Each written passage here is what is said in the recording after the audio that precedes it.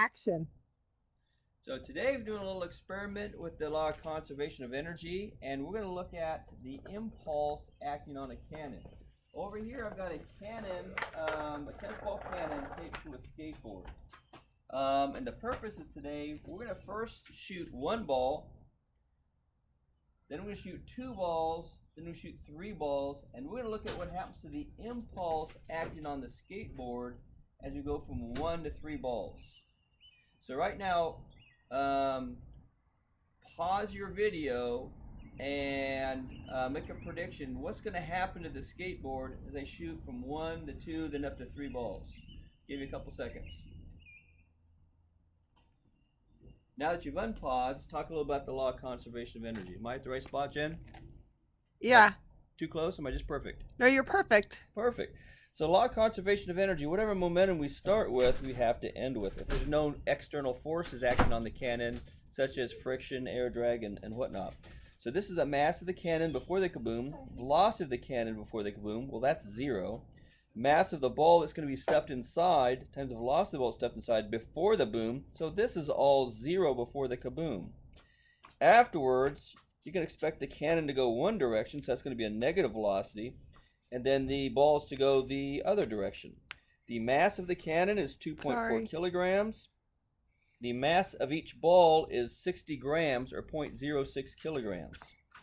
So not only do we want to find the impulse acting on the cannon, but I also want to know how fast the balls are coming out.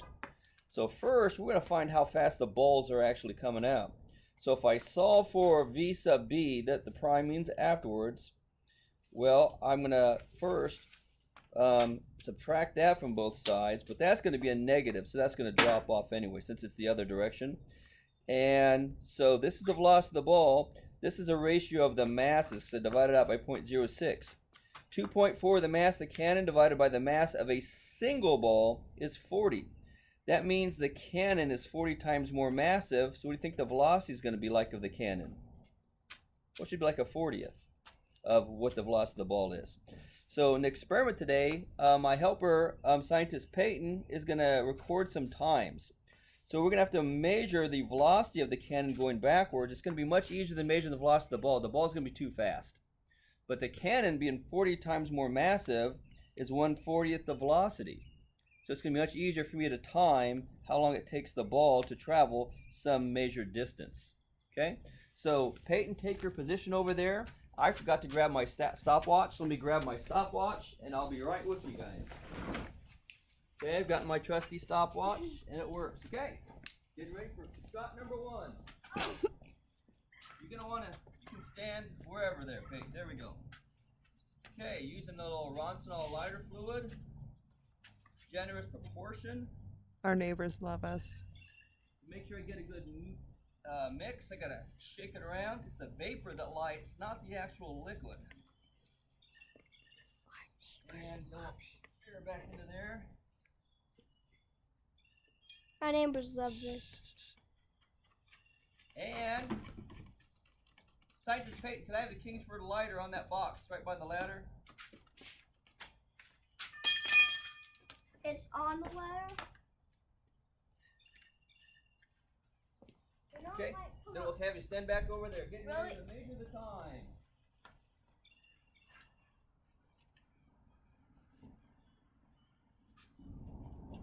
Okay, car number one.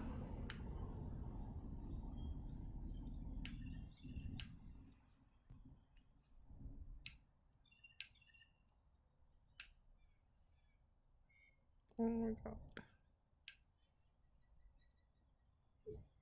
Don't blow up. It's really windy.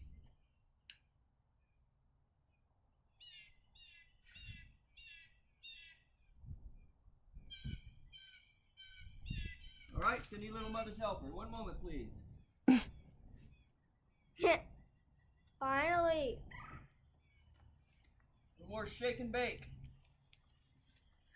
Shake and bacon. This is gonna be loud. There goes the Coke can.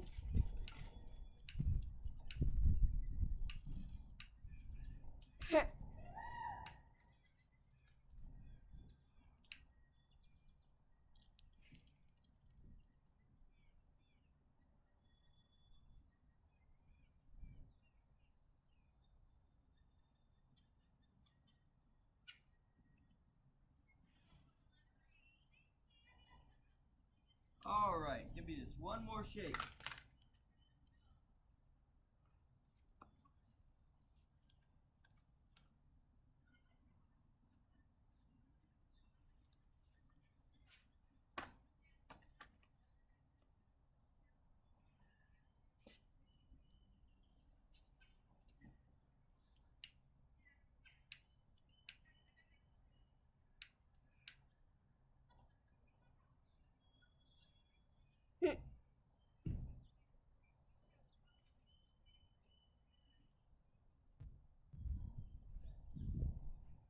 This is never gonna work. Alrighty.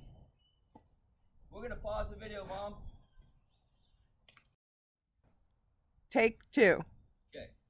Alright, trying this again.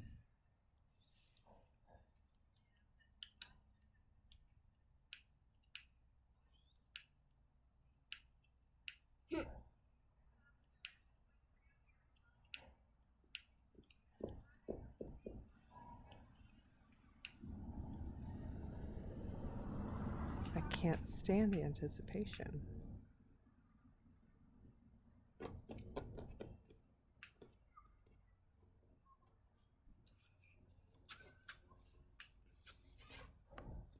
Don't pause it.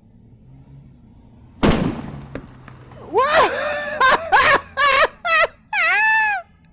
Did you get that on video? Yes, and it came over here and hit. Alrighty. Alright, go ahead and pause that. You wanna start rolling? We're rolling. Okay, shot number 2, hopefully.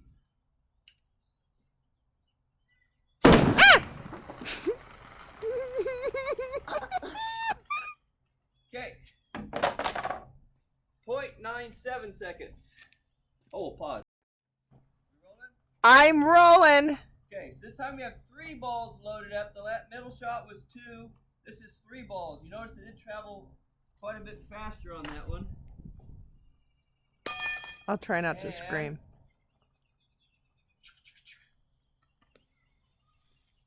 Where's that lighter go? It's over here, honey.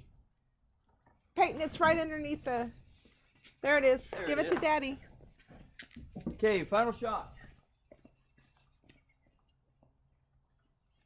You rolling? I'm still rolling.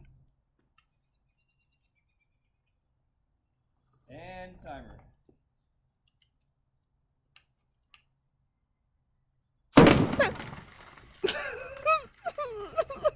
Good luck with that one. Okay, pause. We're rolling. Hitting the 3-ball shot.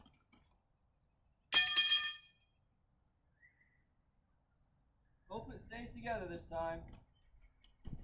Yeah, he like No triple promise. 1,000 duct taped it. We're just waiting for the authorities to come shut us down. Yep. Same the other direction. Oh well. It hit me in the butt. Okay, Jen rolling? I've been rolling the whole time, honey.